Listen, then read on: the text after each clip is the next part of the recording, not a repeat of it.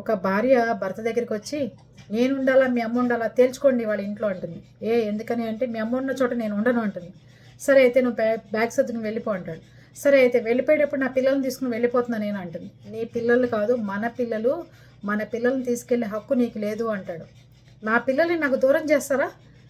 నా పిల్లల్ని తీసుకెళ్లే హక్కు నాకుంది, నేను తీసుకెళ్తా అంటుంది. మరి మా అమ్మ దగ్గర నుంచి నన్ను ఎందుకే దూరం చేస్తున్నావు నువ్వు? నన్ను తీసుకెళ్లే హక్కు నీకు ఎవరిచ్చారు?